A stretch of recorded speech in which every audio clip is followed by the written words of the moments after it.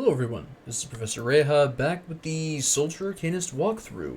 I first off would like to thank you if you have supported me. I got an amazingly awesome response from Reddit. Thank you all very much. You have no idea how much I appreciate it.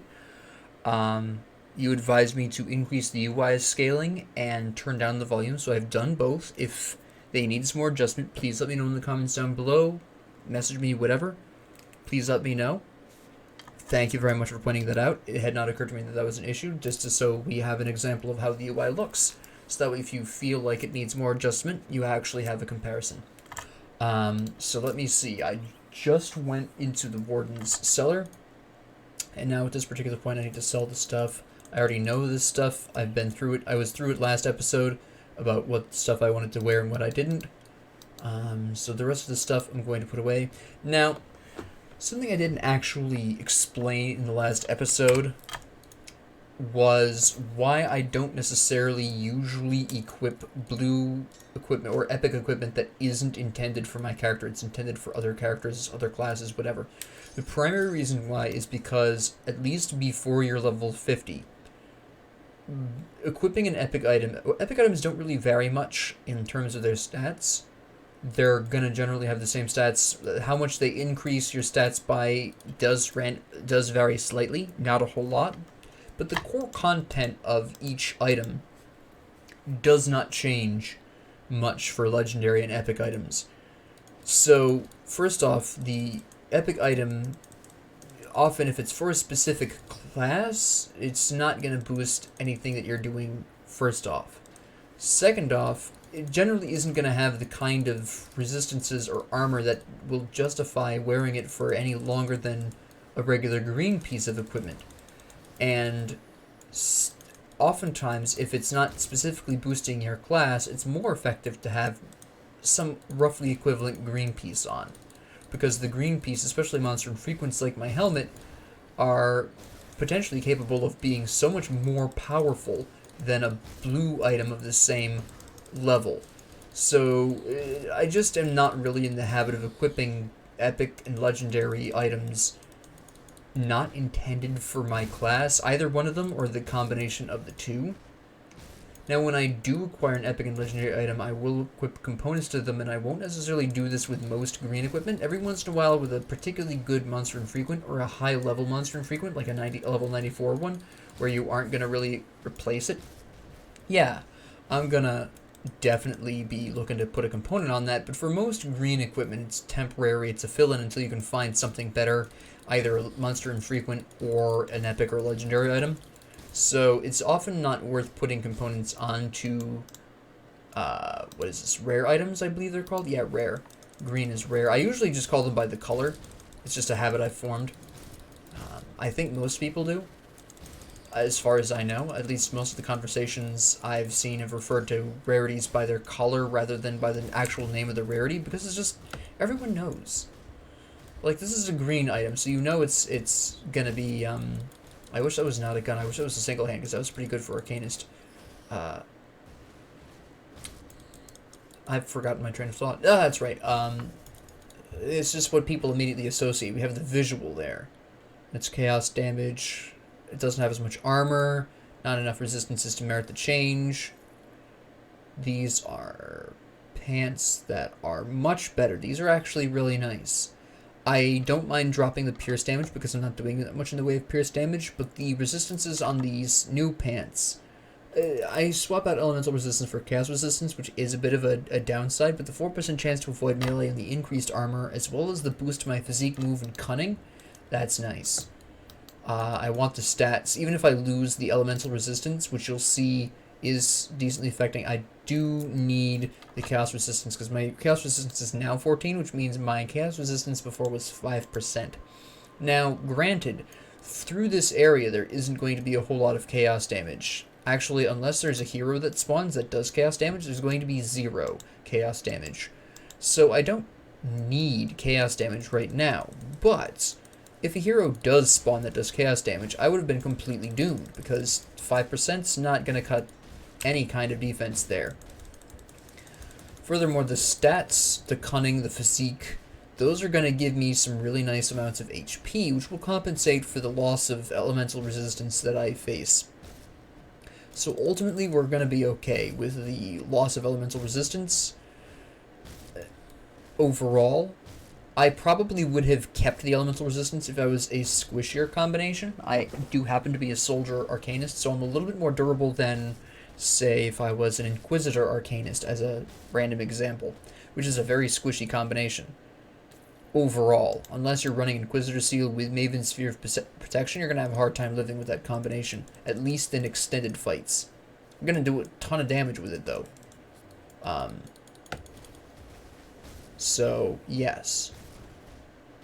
Now, I did, in the comments of the first video of this series, in the first episode of this series, somebody did ask for Shaman builds, so I do want to talk about the interplay between Shaman, Soldier, and Arcanist really quick, because Shaman does work really well with both these classes, especially Improv, because they just have a lot of crossover. There are some class combinations I will freely concede that you really should plan out. I still don't, because I am crazy, but there are some combinations you do need to sit down and say, well, I want to do this.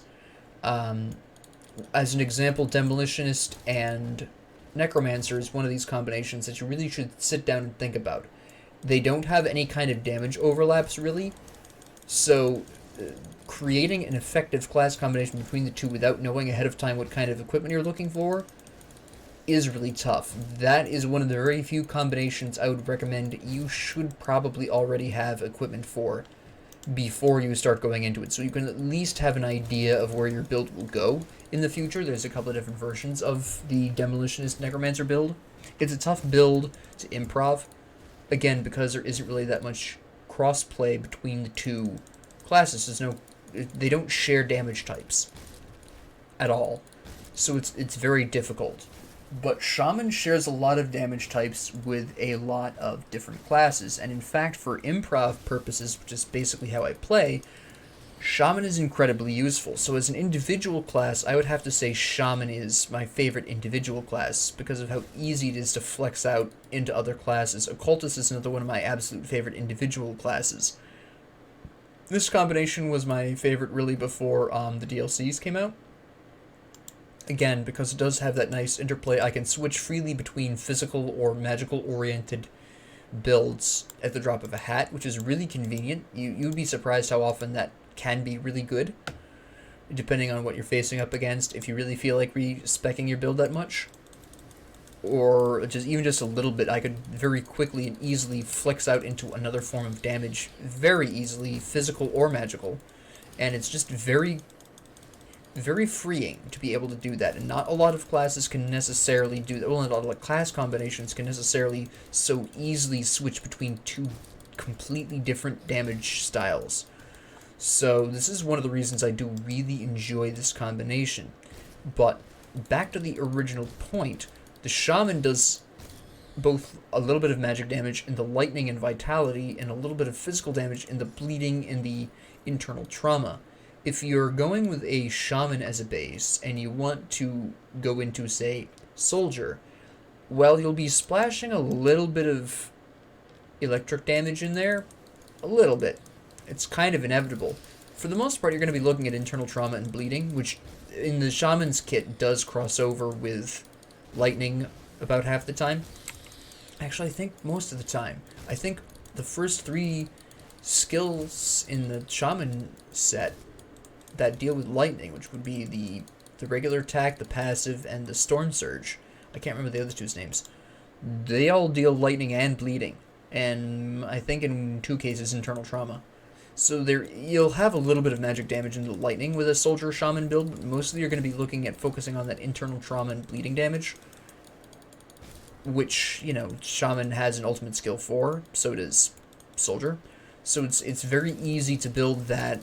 It's a very effective early build, focusing on almost pure damage, especially if you're using a two-handed weapon, which you probably will be. You don't necessarily have to, but the Shaman Soldier is an interesting, somewhat tanky build. It gives up some of this combination, I should say, since I haven't fully decided my build yet. it gives up some of this combination's survivability for a little bit more damage, really. And a bit more focused damage, whereas I'm focusing on a broader elemental damage with this so far. Shaman is definitely looking at just lightning as its magical damage. It does have a pretty... I don't know why my voice cracked there. Apparently I'm hitting puberty again. It does have a definite preference for physical damage, because your only magic damage out of that combination is going to be the vitality... the lightning that comes packed in with the bleeding and internal trauma. And that's not a lot of lightning damage if it's not what you're focusing on. With Arcanist, the reverse is true.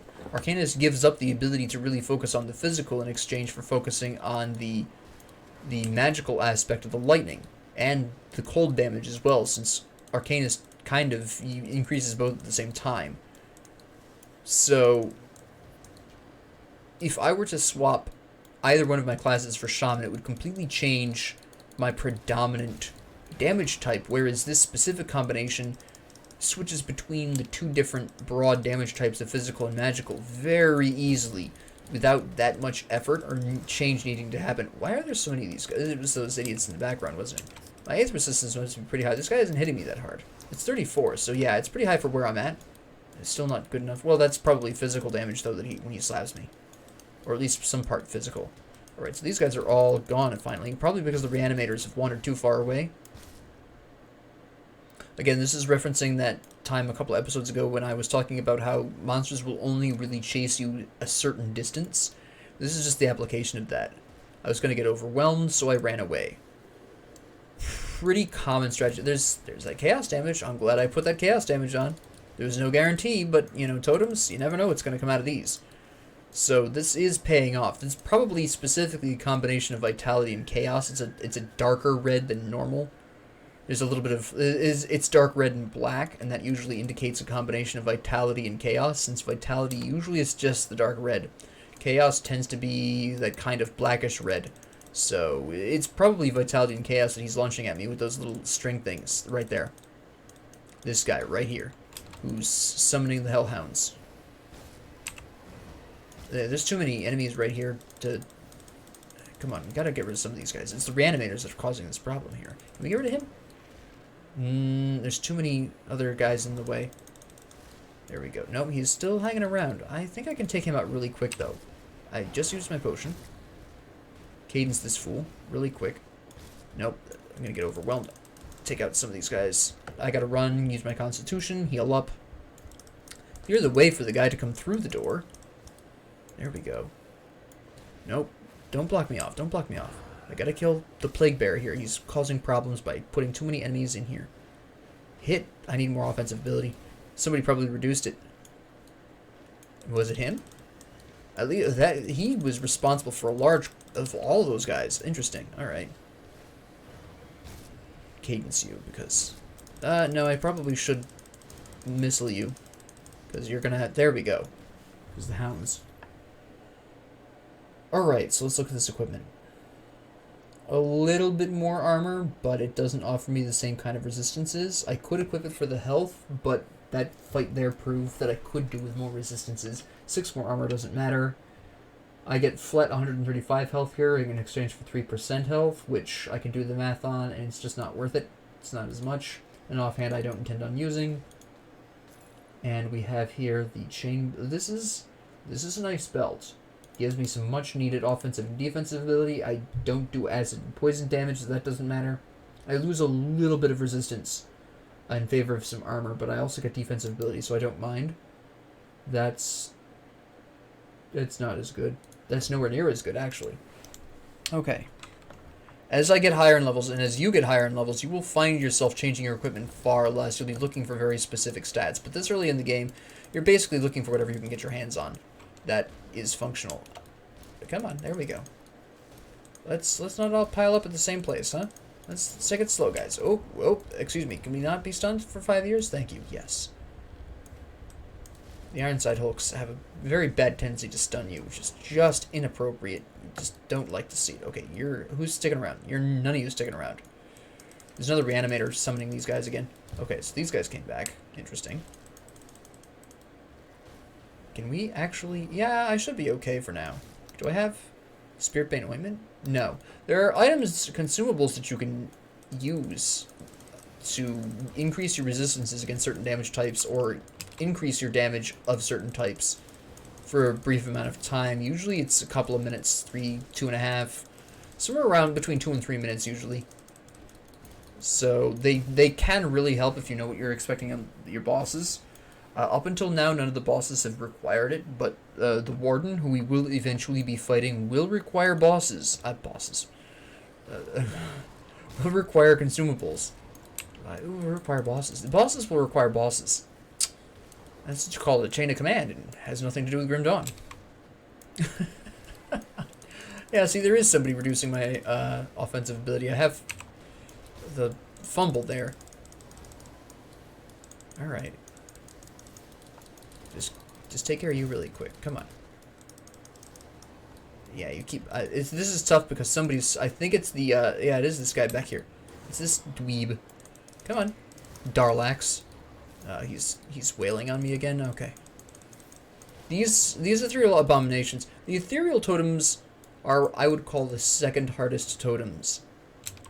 Because high-level ethereal enemies like the abominations and the hulks hit like steam trains. The hulks themselves can also stun you, which you really don't want. The only thing more dangerous than one of the ethereal totems is an undead totem, because that root that they can inflict on you, that the skeletal gargantuans can inflict on you, is hideous. This is a massively populated totem. It's not common at this point to be seeing 3 waves out of this. My goodness, okay. At least I can solo this, though, kind of. Everyone else is stuck in the doorway, so I can just cadence this guy into next week. It's not really any need to use Panettis here, even at melee range, because they're just now coming through the door. There we go, and then I get up close to you. I need to Panetti you. I'm sorry, you have too many people surrounding you to not Panetti you. Energy potion. Panetti more. Clear this out a little bit. There we go. This is another reason why I love Panetti's over Force Wave, is because I can shoot somebody at melee range and take care of his cronies in most cases. Right now it's only at the stage 1 Panetti's. As it gets higher, I get more of the other skills along the line that'll be a lot better. It'll hit more people. 25% chance to block, a little bit more physical damage. Shield block chance increased, but less resistances. Physique, cold damage that I don't much care about. This is tough, but ultimately I'm going to keep with the one I have. I need that cold and poison resistance. This is way too weak. This is better than Vylov's. Apparently I'm hitting puberty all over again. Let me drink some water really quick. Holy cow.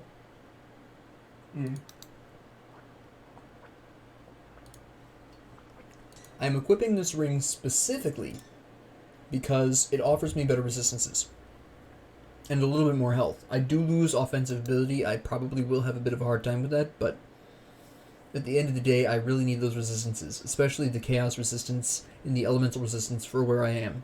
Chaos resistance, if I find any other totem, I probably will need the chaos resistance. This totem proved that. This one's not strong enough to replace either of the other two. We have a belt that increases pet, so I don't care. And these gloves are... No, I need that armor over the poison and acid resistance and the bleeding resistance. I need that armor right now. Lots of physical damage. I was able to survive the hulks because I was able to reduce that physical damage with my regular armor. Very important. So I'll keep that. Especially since I also have to keep in mind that at least some of my equipment should be prioritizing armor, because I do have Milton's Cask on, mostly for its resistances and interesting benefits to my class. And I'm sacrificing a little bit of armor that way. So I do have to pay a bit more attention with other pieces to my regular armor rating. I'm almost going to hit level 23, which is really good, because then this is where this combo starts to snowball. I mentioned this in the last episode, but once we get cadence to that 3rd level, and you get the almost 100% elemental damage boost to cadence, it's a whole nother story, especially with the Scondra's Elemental Exchange. That's pretty big news. And then we're going to start building up our self-heal, our durability, huge damage, huge survivability. It gets really interesting very quickly. What are you doing? Dying. I can see the offensive ability affecting me. That was a miss. Again. I mean, I do have inner focus, which does help. Oh, yes! I want to take a moment to appreciate this. Okay, this is big. Now, I understand. Keep in mind that there's two things here that you should know, first off. Let me take a drink first. I'm really getting thirsty here. I'm talking too much. I'm sorry. First and foremost, you'll notice it's aether damage, not elemental damage. Now, personally, I don't mind as much because it is increasing inner focus, which is pretty important. That's a bit more offensive ability. That's more spirit, so we have more energy to throw Panetti's replicating missile with. And if I don't find a better weapon at some point, then when I get Kalidor's Tempest, which I do intend on picking up at least in the short term, that will do more damage because I have Aether Bow on. And I also intend... The Aether Bow has a passive 10% chance every time I damage something to send out a shockwave of physical and Aether damage. So that's going to do more damage just automatically because of Aether Bow. And finally, the most important thing, you'll notice, first off, 16% of physical damage converted to Aether damage. That's pretty cool. So it automatically is going to be boosting my damage. Second, the damage is increased to Aethers and their corruptions.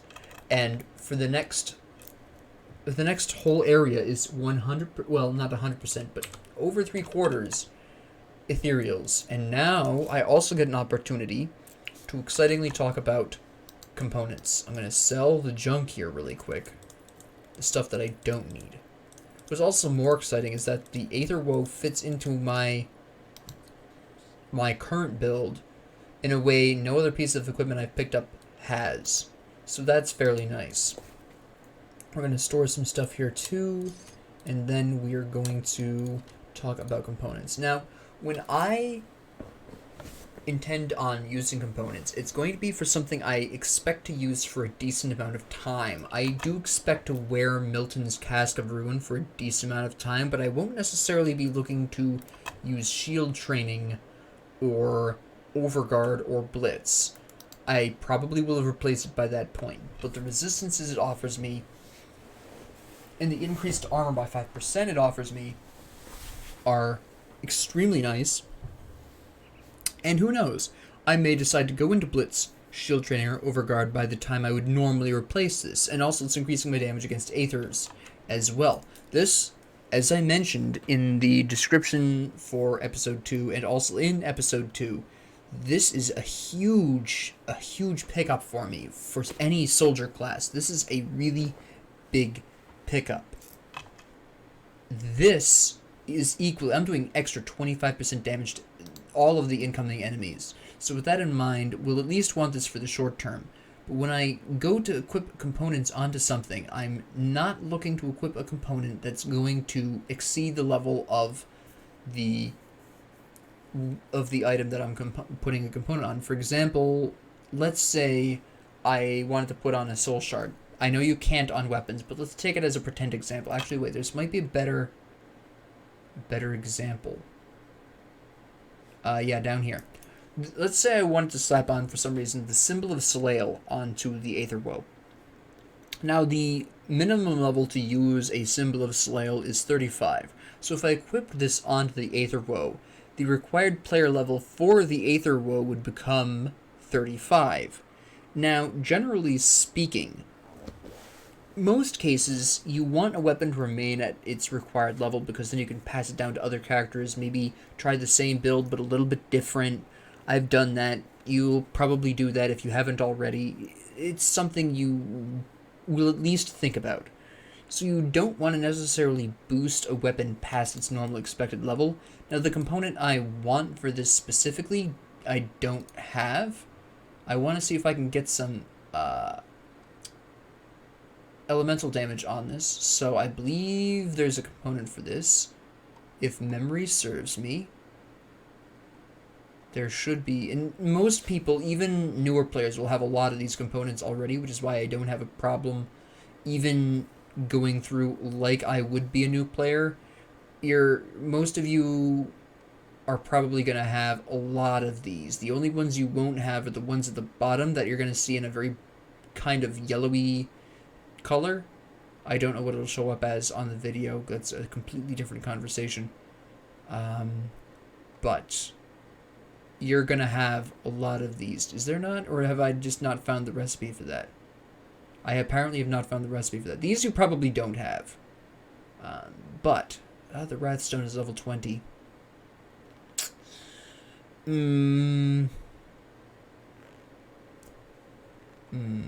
Alright.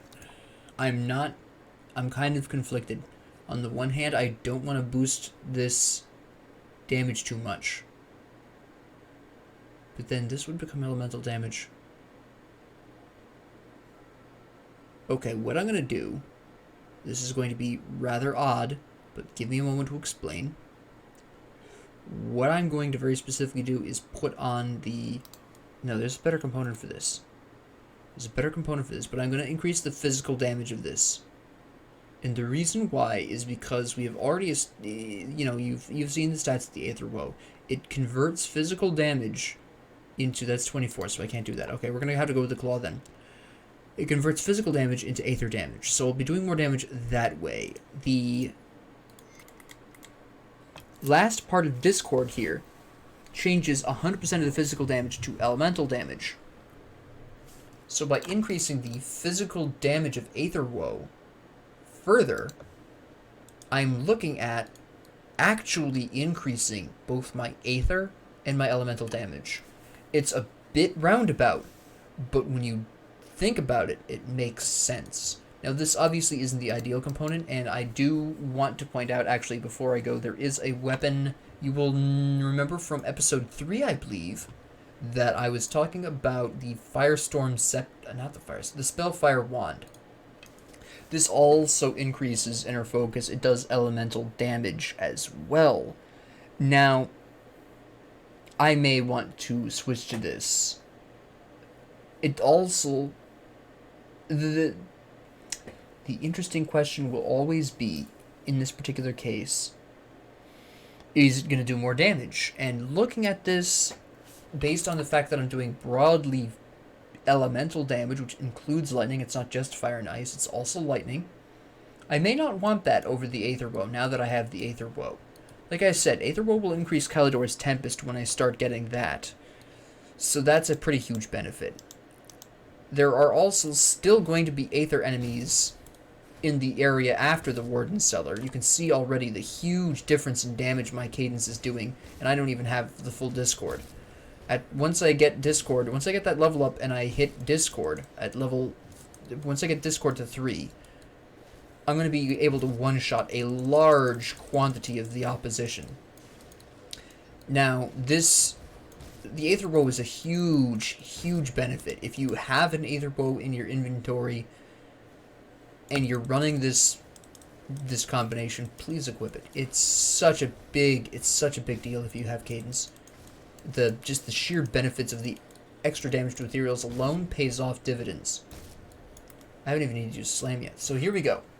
Discord. I'm going to start putting points into Menhir's Will, specifically to help me survive in what would otherwise be unsurvivable situations.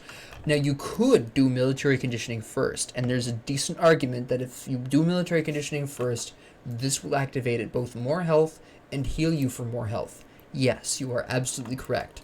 But if you're dying before... You're not getting that consistent healing. This at least will heal you. If you have Turtle Shell, which you should by this point, Turtle Shell, you're already going to be in a position where when you're that low at health, you're doing the damage absorption and you're healing back the damage that put you there in the first place. So when you get to that low of a health, generally speaking, two things are going to happen.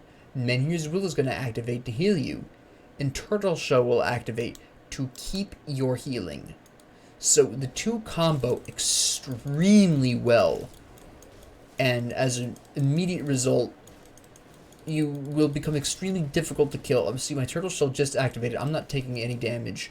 Now, if I had taken a hard enough hit, I didn't take a hard enough hit for this, because you have to be below 1/3 health for Menhir's Will to activate, and I didn't go that low. But if I had taken a hard enough hit to go below 1/3 of my health, Menhir's Will would have also activated and healed me right back up, and at that point you become so much more difficult to kill. So that's why I'm going for Menhir's Will first. Otherwise, if I didn't have Turtle Shell, if I was doing this with two-handed weapons, for instance, it might have been a better idea to go with military conditioning to give you a little bit more HP to work with before you build into the healing. So if I had gone into two-handed weapons, yes, probably the military conditioning with that bonus physique would have really helped out a lot. But because I have the shield and Turtle Shell, Menhir's Will pulls more weight than it would otherwise. So that's really why I've specifically chosen Menhir's Will before military conditioning. It really depends on if you've got the shield. I just use a potion unnecessarily because of habit, but you can see where Menhir's Will is activated. Thank you to the people who recommended I increase the UI scale. It makes... I never understood how much of a difference it makes until now. Thank you so much. Just a random shout out to the people who advised me to do that. There were several of them. Thank you, each and every one of you. Okay, Menhir's Will is on cooldown, so I gotta use the potion there, but at this particular junction, I probably will not need to buy any more potions. Just the probability I will need to buy potions at this point, very low, especially as I level up Menhir's Will more. It's just very, very unlikely that I will need to purchase potions anymore. I'll find probably more potions than I will be using, just because of how this works. The combination of Turtle Shell and Menhir's Will is just so incredible. And like I said, if you're a newer player, this is one of the reasons why this combination is so fantastic. And then once you get Maven's Sphere of Protection, which just mitigates a percentage of the damage you're taking, period. Oh, it's disgusting. You'll basically feel immortal for a very long time, because that's how hard it will just be to kill you. But yeah, it's such a fantastic combination for survival for these reasons. There are a couple of other class combinations that have a little bit better of a time surviving. Oathkeeper, Soldier, Necromancer, Soldier/Oathkeeper. Very good combination. Necromancer, Arcanist. But these are all require DLC, which you may not have. So I decided for my opening series, walking through the game, roughly speaking, specifically appealing to beginner players, this combination is what I would recommend you start with. Or at least try. Give it a try. Or Shaman with one of these two. I would recommend Shaman with Soldier specifically. Soldier gets things like Menhir's Will and military conditioning that really help your survivability. Shaman has some things that help survivability. There are some HP boosts there that are passive in the Shaman build that are pretty handy. Oh, I need to go over there and kill those guys. Partially because at this particular point, you'll notice that I'm roughly the level I'm supposed to be. I'm around 20. I'm 23. They're all around 23. I think the specific level is, yeah, the specific level average here is 22, so I'm slightly above, but that'll change once I get to the Warden's cellar. So we'll just wipe these guys out really quick, now that we're really starting to roll in huge amounts of damage. Also, there's Slam, which I just whiffed, which isn't that impressive, but it can be a decent. It's better than a regular attack, but it's never going to be as good as Cadence. I just have it there just in case, but honestly, most of the time I'm just going to be relying on Cadence. You can see me absolutely wipe the floor with these guys with Cadence. I bust out the occasional Panetti's Replicating Missile for kicks, but overall, Cadence at this point becomes a huge heavy hitter.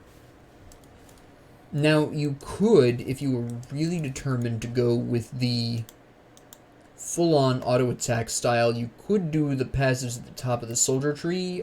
This would be Markovian's Advantage and Zolhan's Technique. But I don't usually use those for the same reason I don't usually use Fighting Spirit.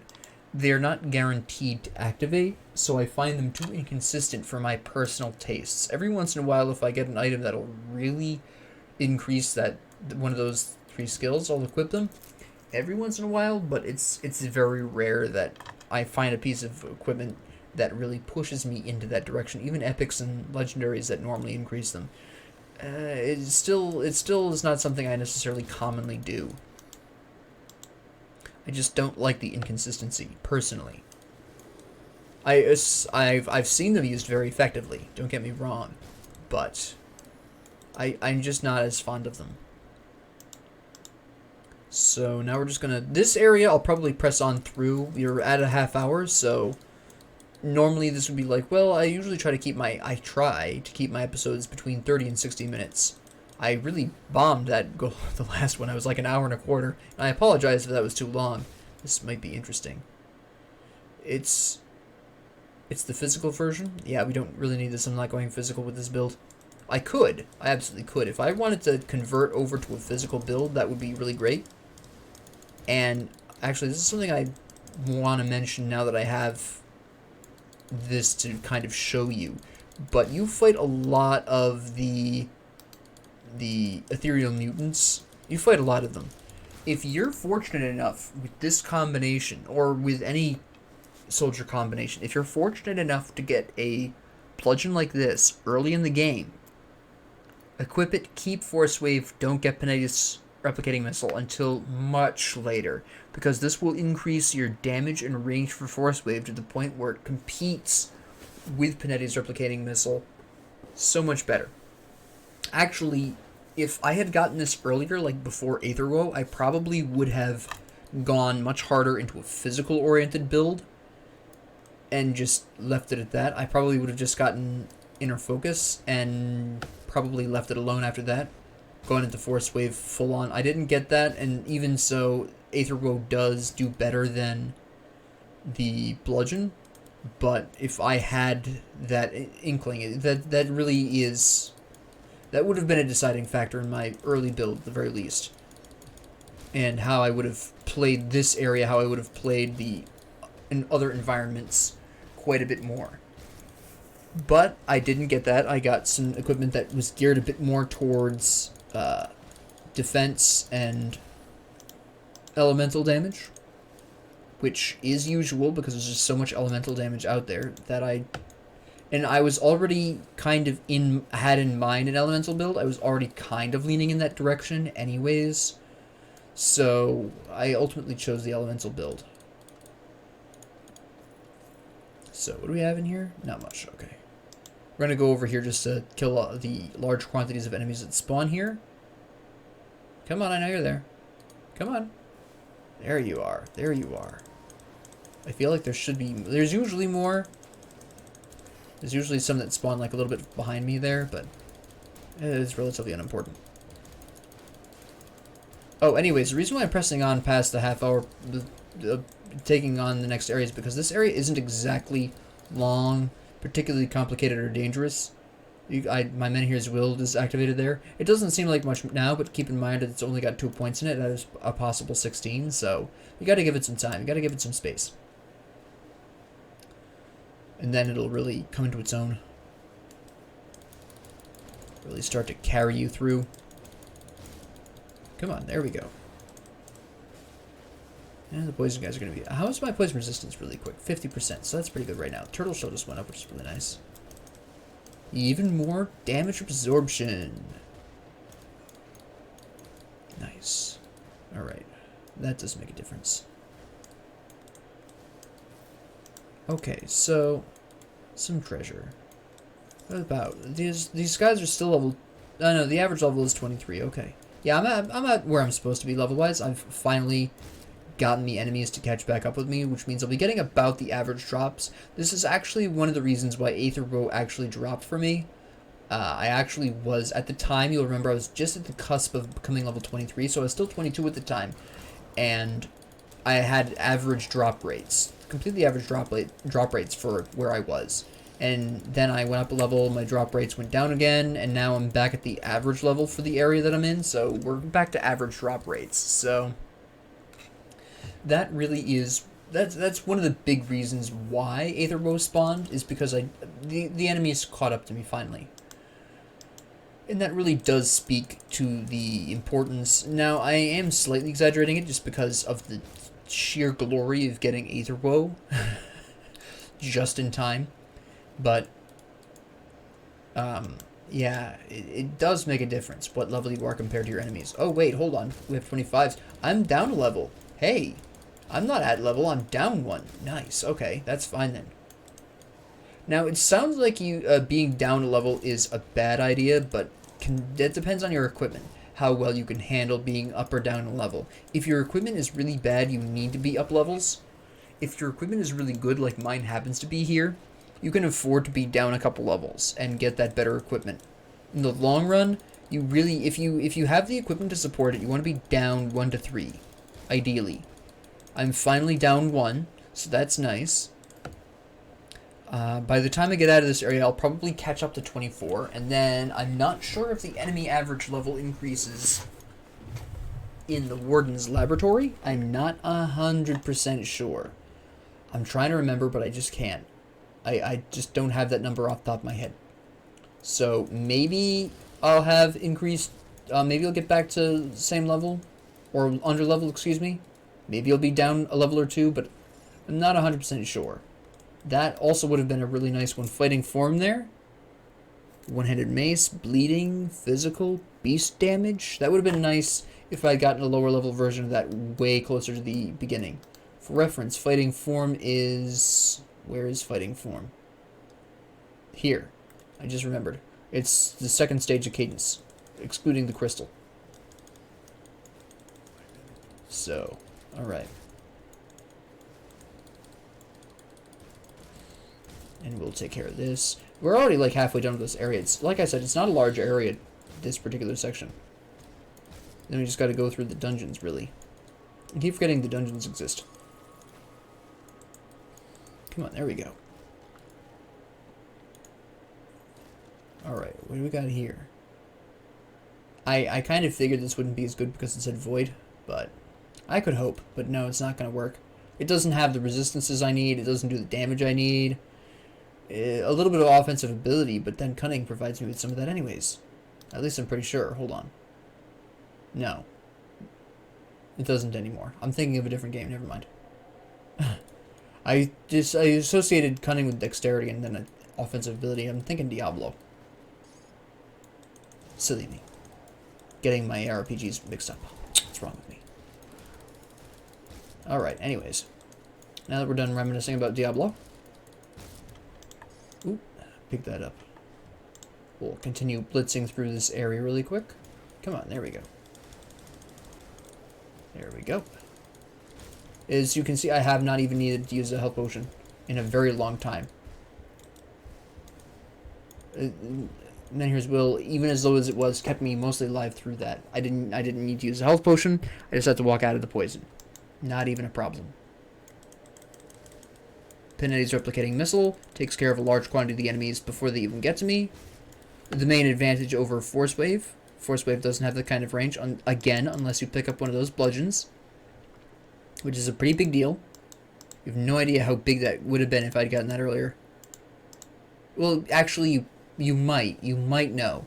If you're a long-time player, or even a medium-time long player, you probably have a pretty good idea of what that means to a soldier. It's pretty big news. Nolan's Cask was big news. That was a really great drop.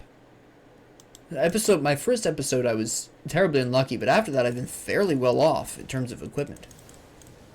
So that was fairly nice. If you're having a harder time than me, it's probably your drops haven't been as good. I've just been very fortunate. Although, quite frankly, if you're a newer player, no offense, but you've probably died more often than me, which means probably you have better equipment than me, even despite my luck. Because I've only lucked out in the weapon and helmet here. If you are a new player and you've died more often than me, you're probably a level or 2 lower than me, and I had to use, there was just too much poison not to use a potion there. But you're probably a level or 2 lower than me and getting better drops anyways. So, I mean, there's that. But yeah, don't be afraid of dying. It can help. It's actually the main reason I don't usually play hardcore, is because I can't. I mean, yeah, permanent death is, funny and all, but for Grim Dawn, you have to be over leveled really, because you're sacrificing really your equipment. To get better equipment, you have to be under leveled, which is a kind of risk reward thing. It's the reason why they do it. You're taking the risk of being under leveled and fighting against these guys, so we'll reward you with better equipment drops. That's the idea there.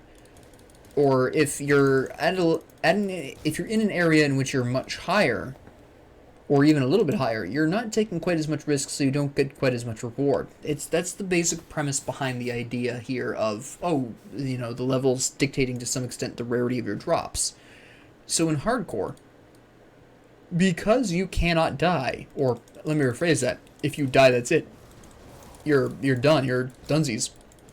You kind of need to be over leveled for any given point, decreasing your risk as much as possible, but then you're sacrificing your potential equipment, and that's just not something I really like, because I do give you that this makes hardcore genuinely challenging rather than artificially challenging, because now you have to make that decision. Oh, do I need equipment? Should I go into this area, and farm, or should I ignore this area and not farm and see if I can get better drops in the next area after that? And it becomes this really interesting conversation. It completely changes how you make decisions, just even on where you go, what you kill.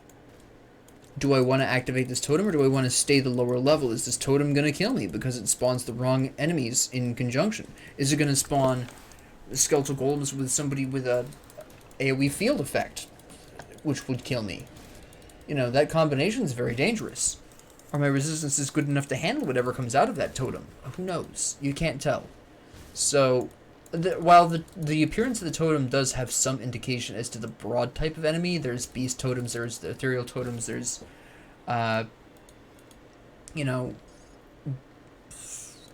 totems, Chthonian totems, I suppose they would properly be called.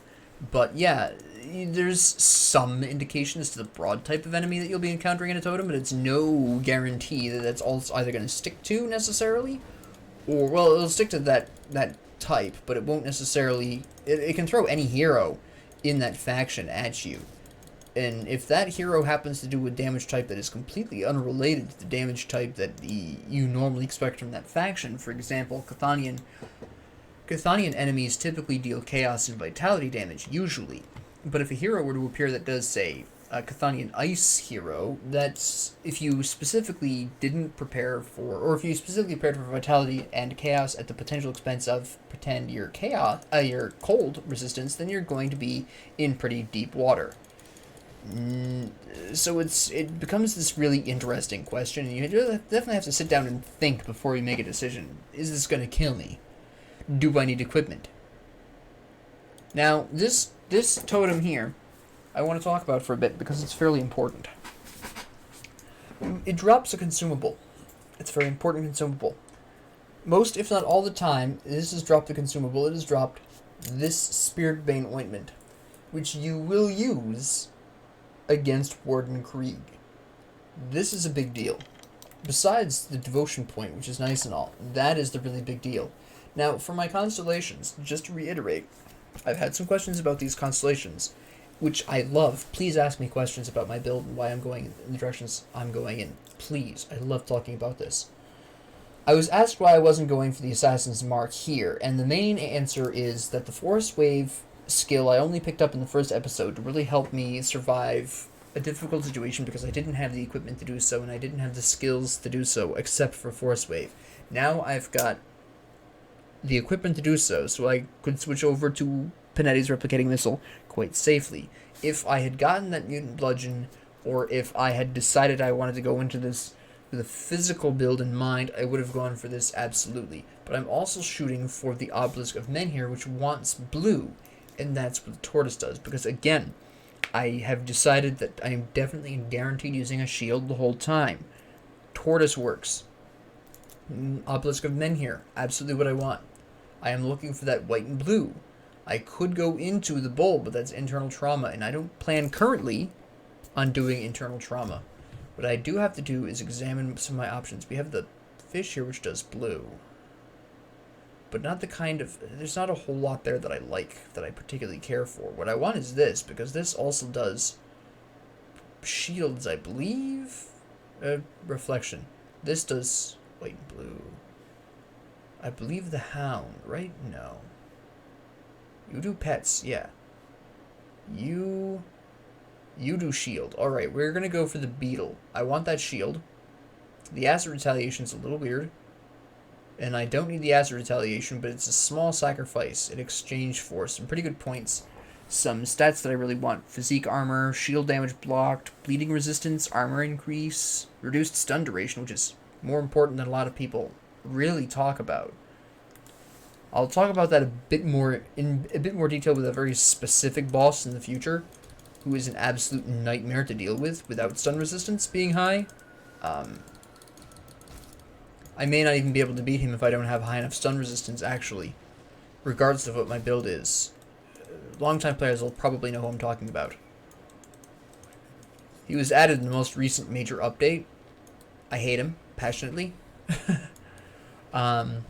Well, I hate one of his skills, but you don't need to worry about that quite now. And he is easy to avoid. So if you're a newer player and you just cannot kill him, it's fine. You don't have to. He's an optional side boss, I guess you could say. So he's appropriately difficult. I do appreciate that they have him in there for the optional difficulty. So there is that benefit. He is avoidable. You can completely skip him. But you do need stun resistance to kill him. Otherwise, you're just going to stand there and get eaten alive by his stun. It's hideous. It's disgusting. It's inhumane. It's kind of funny. So, yeah, we'll pretty soon be coming on to the end of this area, actually. Just come through here. This is another one of those situations where if you really want, once again, some kind of AoE type effect, because as the zombies are coming up out of the ground, an AoE effect will wipe out most of them before they even spawn. One of my favorite skills to do this with actually is the Demolitionist's Blackwater Cocktail, if you're running one of those. Especially if you get the crystal enhancement that massively boosts its damage. Even though it puts it on a cooldown, that doesn't matter, because by the time the first wave is done coming up out of the ground, most of them are going to be burned to death by the Blackwater Cocktail, and the cooldown's over. Give it a shot.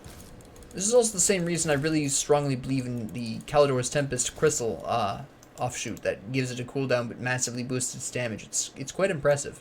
I'm about to level up again, which will increase my survivability even more. Why are you level 22? Silly. You're supposed to be 23. Come on. I was supposed to be at the correct. Was that two right on top of each other? That's weird. Okay, I don't see that very often. That was kind of rare. Is the two aether crystals like practically on top of each other?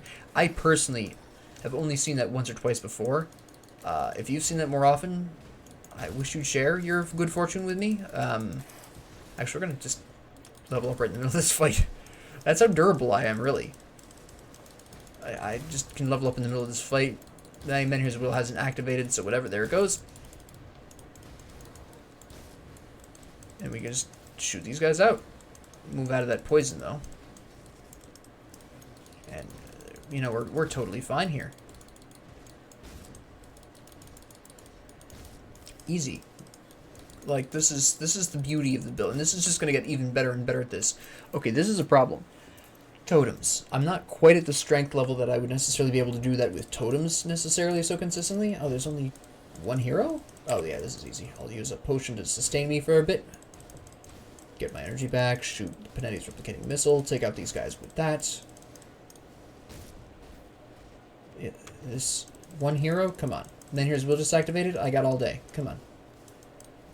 This is what I'm talking about. And then we just cadence him out of existence. He's gone. The big damage is gone. I actually did solo this without even having to run or anything. Hermit's Leg Guards. Hey. Nice. Okay. This is an interesting decision. But ultimately, I'm going to equip this. There's a couple of reasons for this. First off, Arcane Will is a pretty big deal. It's very impressive. You can see huge boost to damage, guaranteed activation below health of 75%. It can continuously respawn itself because it has a 6-second recharge and it lasts 6 seconds. This can be constantly on, and when you're a soldier Arcanist combination, and this is really fun. Turtle Shell, Menhir's Will, military conditioning. All of these contribute to Arcane Will activating at unusually high levels of HP, constantly being on, and you being able to sustain your health to the point where it's always on. Now, early in the game, this isn't really going to happen because the enemies aren't going to do enough damage to you to still get you down that far once Menhir's Will and Military Conditioning are finished. But for Arcanist at this point, level 2 Arcanist, all I'm going to be picking up is Calidor's Tempest. And even then, I'll probably pick that up, actually, honestly. I'll be picking this up, and that's it for this point, for level 2 Arcanist. For level 3 Soldier, maybe Shield Training, maybe not. But I'm not really looking for anything else here. Maybe Overguard as well, actually. Maybe. Less likelihood of that. I'm not as fond of Overguard. Shield Training I do like. I usually use that. I don't usually use Overguard. A lot of these aren't really going to be that effective. This, though... Oh, that's beautiful. Aether damage, which works with Aether Woe.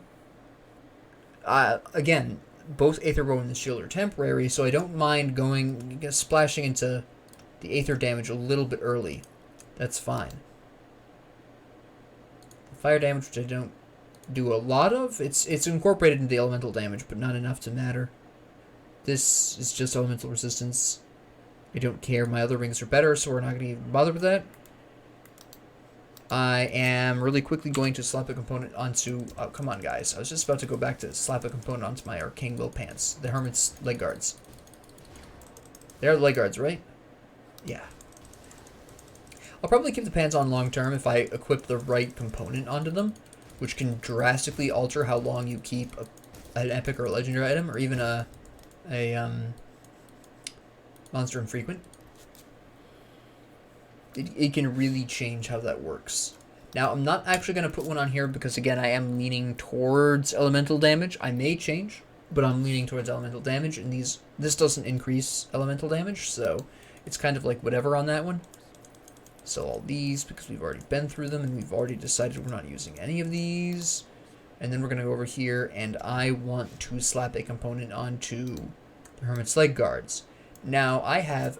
whenever you're attaching a component to armor specifically, as opposed to a weapon, you have essentially two choices. You can either enhance the physical armor of it with either ancient armor plates or some derivative for whatever piece of armor you're looking at, or alternatively, you can increase your resistances with something like a silk swatch. Now, considering that I will not be armed with the Hermit's Leg Guards forever, and considering I'm a soldier and I'm looking to get into military conditioning, which gives me a percentage boost to physique, I'm going to want the ancient armor plate on here. If I wasn't a soldier, I would probably lean towards the silk swatch, which gives me vitality and bleeding, or piercing and bleeding resistance. Let me double check really quick. I kind of want to be a bit more specific here. Silk swatch. Pierce and bleeding. Pierce and bleeding. Now, pierce doesn't matter that much this early in the game. Pierce becomes more important after you kill Warden Krieg. And the reason why is because you have Cronley's gang who regularly use guns, which do piercing damage. And even more important, after Cronley's gang, you come up against the Arcovian Undead. And their crossbowmen hit like steam engines if your piercing resistance isn't high enough. So there is going to come a time where I'll want piercing resistance. If I'd gotten that later, I probably would have put on a silk swatch, but at this particular point, I can safely put on the... what was this called again? Ancient armor plate. Take advantage of the physique, the armor increases, really boost its lifespan in my build for a longer period of time.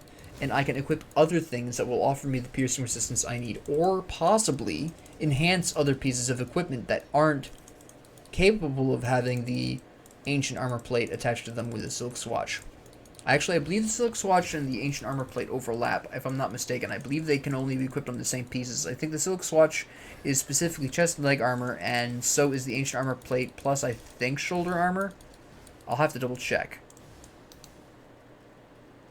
Oh, it doesn't tell you once it's equipped. Okay, never mind then. I believe it's shoulder that it is the other piece of equipment that you can put the ancient armor plate on. It could be gloves. Not 100% sure, but I know ancient armor plates can be equipped on 3 different pieces. And that's something else you should really know about components, is that they're they can only be equipped on certain things. There's some that can be equipped on any armor piece, regardless of what it is. There's some that can only be... Most of them can only be equipped on certain armor pieces. Or in the case of... I would call them offensive components. They can only be equipped on certain held items. Some can only be equipped on guns. Some can only be equipped on offhand. Some can only be equipped on melee weapons or two-handed weapons or whatever. Usually, if it can be equipped on a one-handed weapon, it's all melee. It'll be all melee or guns / offhands / shields. And each of these, of course, has also their own individual unique components. I just don't have all the recipes. You start off with some. So if you're a new player and you're like, oh, I wonder if I have that component, you probably do. If it's that kind of brownish orange color, you probably have that recipe just default. It's the yellowy kind of gold color that you actually have to find the recipes for, at least most of the time. Alright, so that was it for this episode of the Grim Dawn walkthrough with the Soldier Arcanist. To recap briefly, which will also be in the summary and the description, we're starting to snowball, as you could tell. We've got Discord. We're working on Menhir's Will, which will give us huge amounts of survivability. And after that, we're going to go into military conditioning and then start working on some pretty big damage with Calidor's Tempest, and then from there branch out into mostly passives at that point. This is Calidor's Tempest, at least in the way I'm thinking of the build in my head right now. Calidor's Tempest is going to be one of the few non-passive things from here on. A lot of the rest of this is going to be passives that aren't necessarily going to need any input from me. So, you will be kind of surprised. I may possibly later on in the game go into Alexra's Flash Freeze. Maybe I won't. Maybe I'll adjust it. Maybe I'll do a little bit of everything. I don't know. Feeling cute. Might elemental later. I don't know. But ultimately right now that's the short-term goals. Calidor's Tempest and military conditioning, finishing Menhir's Will, doing Iskandra's Elemental Exchange, and Panetti's Replicating Missile. Short-term goals. So, with that being said, if you have if the music's still too loud, or I guess the sound in general is still too loud, if the UI could stand to be a little bit bigger or smaller, please let me know. If you have any specific questions as to how the build is going, please let me know. Please comment down below. If you liked this, please like and subscribe. Have a great 24 hours.